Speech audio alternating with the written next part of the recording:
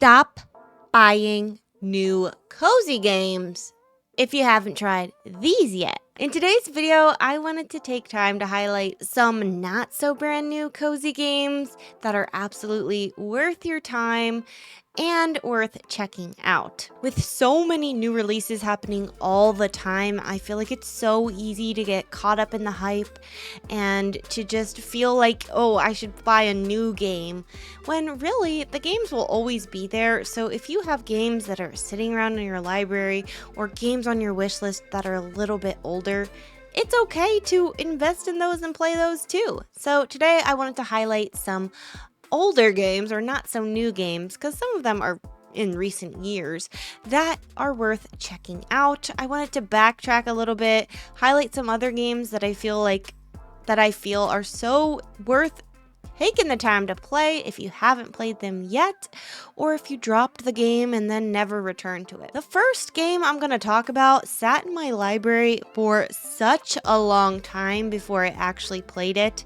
And once I started playing it, I kind of wished I had played it sooner. This game is called Forager, and I didn't really know what this game was. I honestly figured it was kind of just another farming game, and maybe not that good of a farming game. I totally just assumed. I didn't ever really look into this, but I was so wrong about that.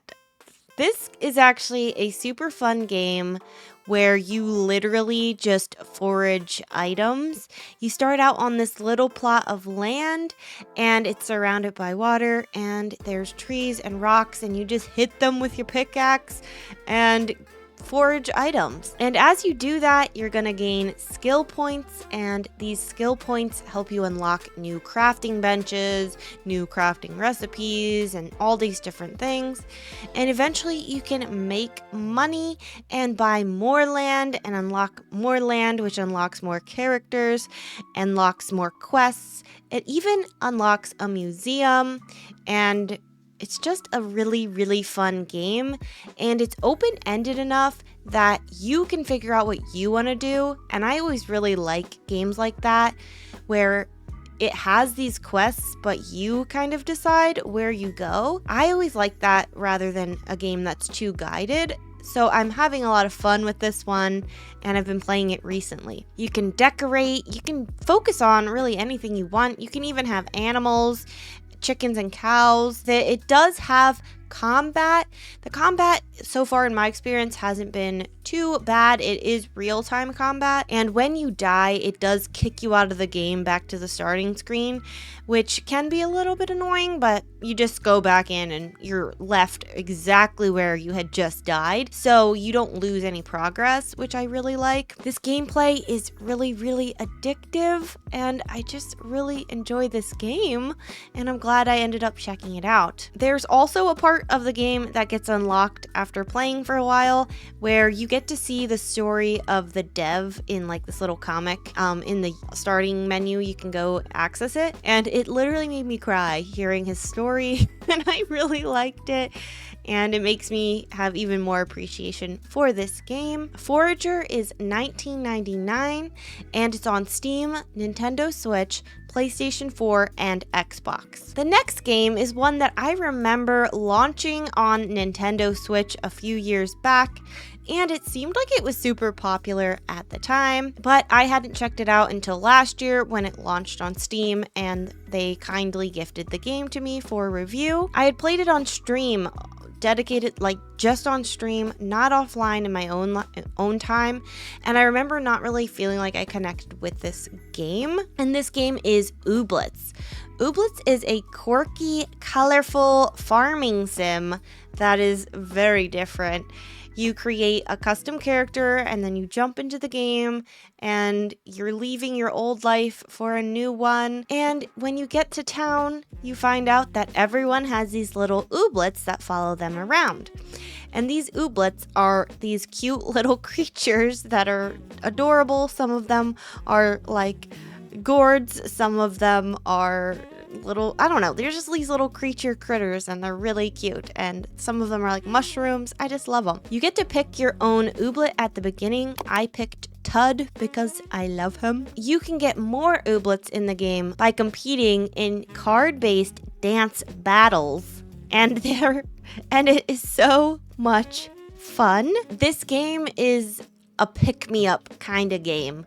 It makes you feel good, it gives you happiness, and just bursts endorphins through your body. It's a good, happy game. It's fun, it's cute, it's silly, and I just really love it. And I'm really glad I went back and started a new save and played this on my own time. There are really fun outfits. There's friendship with the villagers, but there is no romance. And so it's a bit more simplified in some ways than other farming games, but I kind of like that. I feel like it's less grindy and overwhelming. And so it's really nice to just play for that cozier experience. I like the farming mode that it has that you can go into when you're farming. There's like a certain mode that you go into to do that, and I just feel like it's done really well. So I'll definitely continue playing this game when I have the time. Ooblets is $29.99, and this game is on Nintendo Switch, Steam, and Xbox.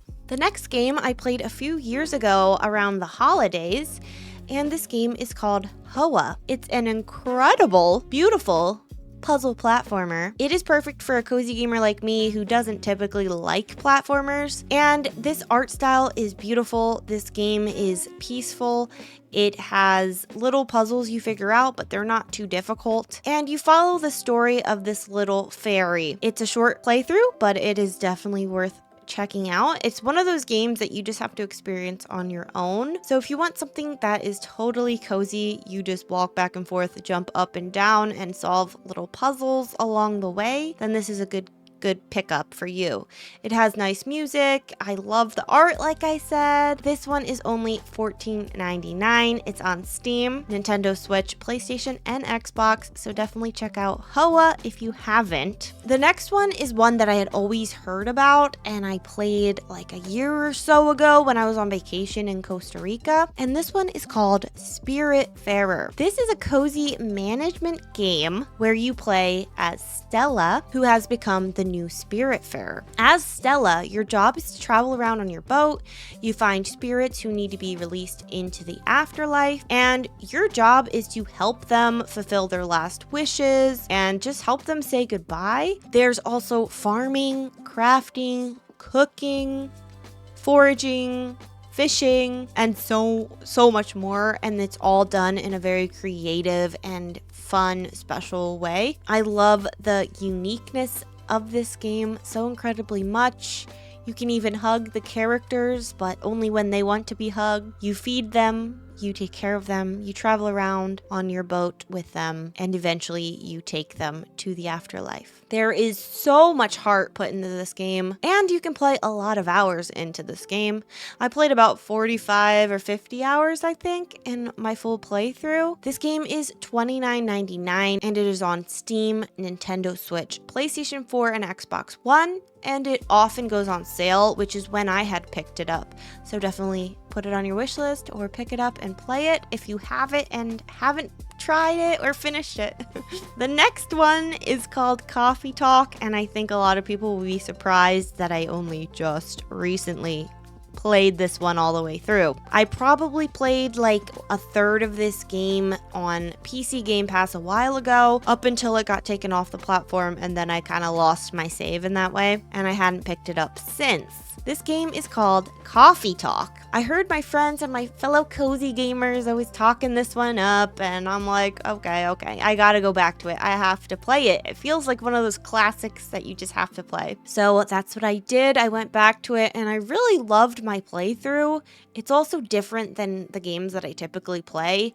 This is a narrative-driven game, a talking sim if you want, but the dialogue doesn't feel too much. It really doesn't, because it's broken up by also making them. You work as a barista and you do your best to serve the customers the coffee that they're craving or whatever drink it is. And most importantly, you're there to listen to their personal stories. You'll see them unfold. This game takes place in an alternative Seattle. And so the characters that come into your coffee shop are elves and all sorts of different creatures, fantasy creatures, which I really love, and it definitely makes the game even more unique. It also has a beautiful pixel art style that I really, really like. And making the characters drink orders is really fun because sometimes you're not given the whole picture or recipe and you have to figure it out yourself and hope that it's the drink that they wanted. So I had a lot of fun with that, and I think I most of the time got the drink right. And apparently if you give them all the wrong drinks, the story changes, but I haven't played it through another time to see if that's the case. I played this one through the main story for about 4 hours, and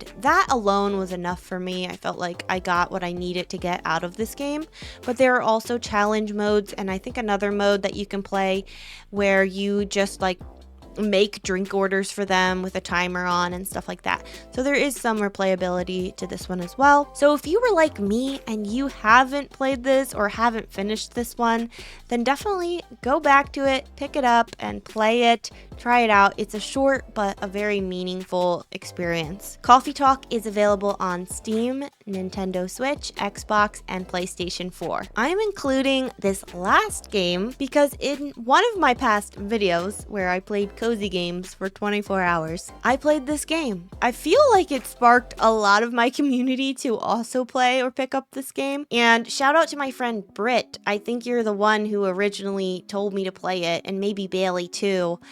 And you guys really got me hooked on this one. It has become one of my favorite games, and it is called LemonCake. I wasn't expecting to like it as much as I did, but it's just very mindless. It's a bakery game that plays like a more simplified diner dash, and the more you play, the more money you get that you can unlock other things that help you in the game. Yeah, it motivates you to do that. It's not perfect, but it's so fun, and it's very, very repetitive. Like all you do is run back and forth, give people their order, their bread or whatever, and you create your own menu each day. Whatever you want to put on the menu, if you want easier recipes or more difficult recipes. You also fill the display case each day, and then you fulfill individual orders as they ask for them during the day. This game is cute and fun, and it's just the perfect game to play while you're watching TV or you're listening to a podcast, you know? So I loved getting the achievements in this game, and I feel like it's one of those games that made me think, could I be an achievement hunter maybe? Like, I don't know. It's an easier game to get the achievements in, I'd say. And I just absolutely love it. I actually ended up 100%ing this game, and towards the end, the last achievement is a little more difficult to get because it's very repetitive and it's the only thing left to do in the game unless you just like this gameplay loop that much. But you have to get 10,000 coins in revenue total, and I ended up doing that and 100%ed the game, so that always feels good. So I probably won't revisit this one now or for a while because I did achieve all of the achievements. But I just love this game so much, and I had to mention it. It's called LemonCake. It's on PlayStation 4 and 5 and Xbox, Nintendo Switch, and Steam. And it is only $14.99. Well, I feel like I included a good variety of genres in this video unintentionally, and I hope that you found a game that you haven't played, or maybe there's one that you want to pick up again and play. Then definitely do that. Take a look through your gaming library, see which games you maybe haven't played or never finished, and see if you can go back and get into them. Give them another chance. I don't know. Sometimes you'll be kicking yourself for not having played a game sooner. Have you ever had that experience? Let me know in the comments below. I hope you enjoyed this video, and hopefully I'll see you in my next YouTube video. Bye!